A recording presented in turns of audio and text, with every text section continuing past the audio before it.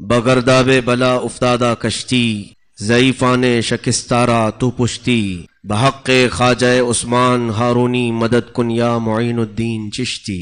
خواجہ ہند وہ دربار ہے اعلیٰ تیرا، کبھی محروم نہیں مانگنے والا تیرا۔ ان کی عمریں کئی کئی 100 سال کی تھیں۔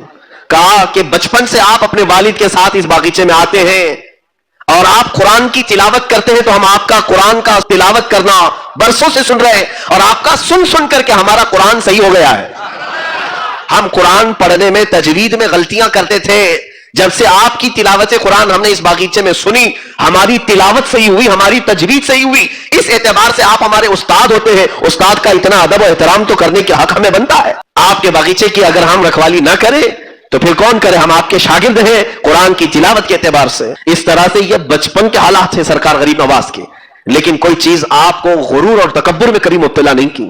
جسے کوئی جن آ کر کے کہہ رہا ہو کہ تمہارے کام میں کر دیا کروں گا، وہ پھر فخر سے کیا کیا سوچ لے گا، اب تو جنات میرے قبضے میں ہے، ڈراؤں سب کو۔ جس کے پاس ہے نہیں وہ جھوٹا بابا آ کر کے لوگوں کو کہتا ہے جنات ہے میرے پاس۔ عجیب و غریب بات ہے، سرکار غریب نواز رضی اللہ تعالیٰ عنہ کے سامنے ان کے ہزاروں مریدین جنات میں تھے، لیکن کبھی غرور نہیں آیا، کبھی تکبر نہیں آیا، اور پوری زندگی پاک میں کبھی آپ نے جنات کی مدد نہیں لی، یہ ثابت کرنے کے لیے کہ جنات کو اللہ نے انسانوں کے بعد کا مرتبہ دیا ہے۔ تو اللہ نے جب تمہیں اشرف المخلوقات بنایا ہے تو تم سے جو ادنا ہے ان سے کیوں خدمت لو؟ اپنی حیثیت وہ بناؤ کہ جنات خود تمہاری مدد کے لیے حاضر ہو جائیں۔ اور وہ سرکار غریب نواز رضی اللہ تعالیٰ عنہ نے توجہ کی نظر بھی نہیں فرمائی ان کے اوپر، کہا ٹھیک ہے جاؤ اپنے کام میں لگے رہو۔ 2-4 دن گزرے تھے کہ آپ کی عادات جو خصلتیں سیرت نگاروں نے لکھی ہے، بڑی پیاری عادتیں ہیں، کئی ایسے اخلاق جس کو کہا گیا ہے تخلقوا باخلاق اللہ، اللہ کے اخلاق میں اپنے آپ کو ڈھال لو۔ اللہ کے اخلاق کیا ہے؟ اخلاق کا لفظ حدیث پاک میں یہ آیا ہے کہ رب تبارک و تعالیٰ جن چیزوں کو پسند فرماتا ہے ان چیزوں کو ڈال لو اپنی زندگی میں۔ حضرت معین الدین حسن چشتی غریب نواز رضی اللہ تعالیٰ عنہ کی عادتوں میں بچپن سے غریب نوازی رہی ہے، چھوٹی عمر سے ہی، یہاں تک کہ چھوٹی عمر میں جب آپ کی ولادت ہوئی اس وقت سے لوگوں نے دیکھا ہے کہ آپ کی غریب نوازی کیسی ہے۔ ایک دن باغیچے میں کام کر کے تھک کر بیٹھے تھے کہ ایک کوئی بزرگ آئے، آ کر کے انہوں نے پوچھا کہ کچھ کھانے کو ملے گا؟ جلدی سے اس درویش کو بٹھایا، مدد کرنا آپ کی فطرت میں تھا، بٹھایا اور بٹھا کر کے ایک انگور کا خوشہ توڑ لائے اور لا کر کے انہیں بڑے ادب سے دھل کر کے صاف کر کے ایک ایک انگور پیش کرتے تھے، جیسے کوئی اپنے عزیز مہمانوں کے لیے کرتا ہے۔ اب جب انگور کے خوشے تناول کیے اس بزرگ نے پوچھا بیٹا تمہارا نام کیا ہے؟ کہا میرا نام حسن ہے اور لوگ معین الدین بھی کہتے ہیں۔ وہ بزرگ چونک گئے اور اس کے بعد انگور کے خوشے کھاتے کھاتے وہ رک گئے۔ کہا میں آج مقصد کو پہنچا ہوں۔ کہا کہ کیا مقصد کو پہنچے؟ آپ ہیں کون؟ انہوں نے کہا ویسے تو میرا نام ابراہیم قندوزی ہے، لیکن لوگ مجھے دیوانہ اور پاگل کہتے ہیں، مجذوب تھے وہ، دیوانہ کہتے ہیں اور بچے مجھے پتھر مارتے ہیں اور میں ہوں بھی دیوانہ۔ اس بزرگ نے کہا تو حضرت غریب نواز کے بچپن کے حالات ہیں، پوچھا آپ دیوانے ہیں تو کس کے؟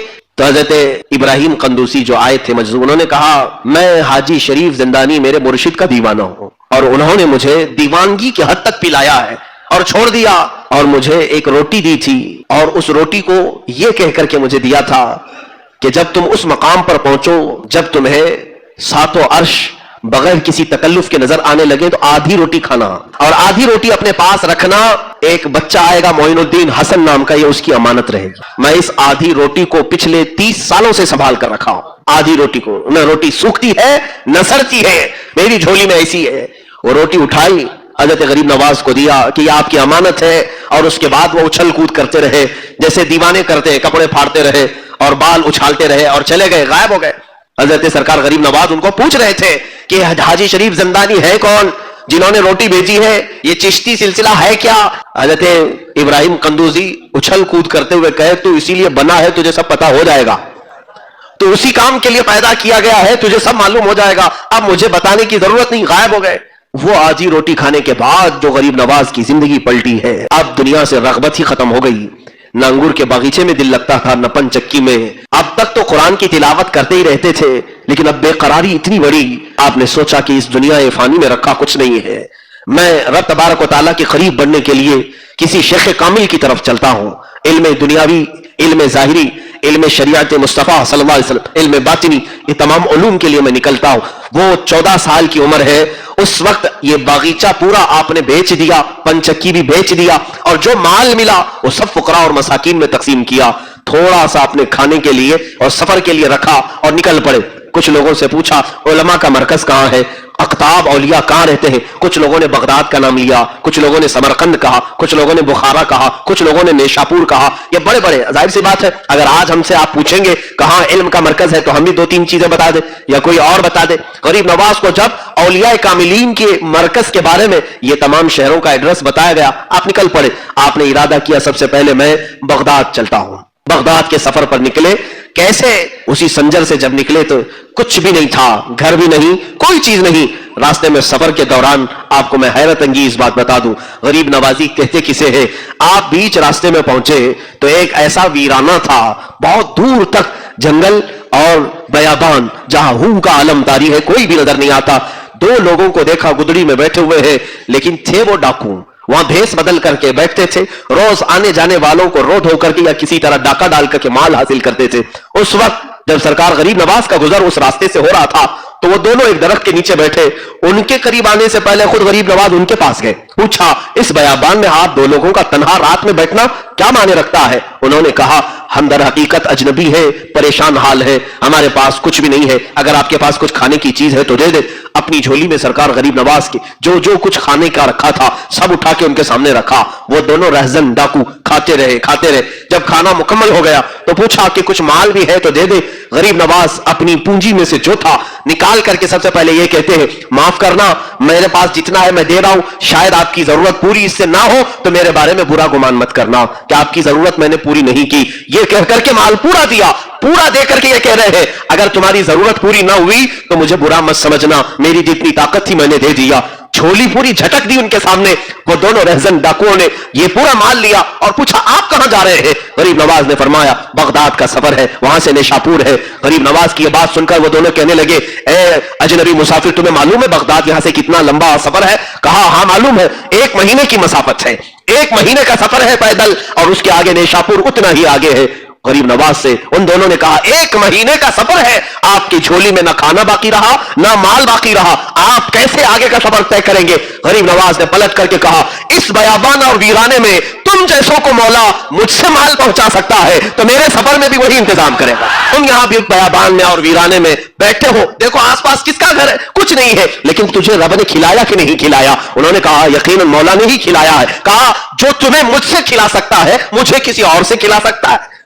اس کے بعد وہ دونوں کی آنکھوں سے ایسے آنسو جاری ہوئے، دونوں نے توبہ کی، قدم پکڑ لی اور کہا معاف کریں، ہم نہ اجنبی ہیں نہ مسافر ہیں، ہم نے دھوکہ دیا ہے آپ کو، ہم ڈاکو ہیں، مال لوٹتے ہیں جو بھی یہاں سے گزرتا ہے، کبھی اس سے میٹھی چپڑی باتیں کر کے اور کبھی زور زبردستی. سرکار غریب نواز نے فرمایا بس تمہارے دل میں اب رب کی محبت آ گئی ہے، توبہ کرو اور جاؤ، یہ جو مال میں نے دیا اسی سے اپنی زندگی پوری بتا لو. ان دونوں نے کہا نہیں حضور، آپ جا رہے ہیں سفر میں، یہ مال رکھ لیں. غریب نواز نے فرمایا رب العالمین کی یہ شان ہے، جب وہ بندوں کو دیتا ہے تو واپس نہیں لیتا، تو بندہ بندے کو دے کر واپس مانگے یہ مولا کو پسند نہیں ہے، میرے رب کو اچھا نہیں لگے گا. اس لیے ہبہ جو ہوتا ہے وہ بخشش ہے اور بخشش دوبارہ مانگی نہیں جاتی، آپ رکھ لو اسے. غریب نواز نے واپس 1 پیسہ بھی نہیں لیا، سفر میں چل پڑے.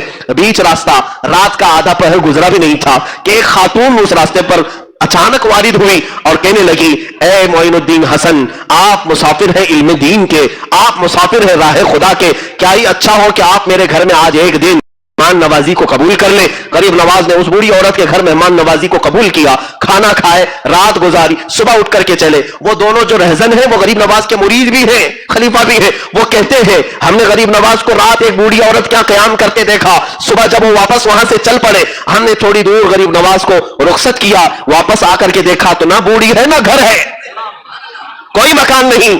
اس وقت یقین ہوا سچ فرمایا تھا معین الدین حسن نے، جو بیابانوں میں جنگلوں میں ہمیں کھلا سکتا ہے وہ معین الدین کو تنہا کیسے چھوڑ سکتا ہے؟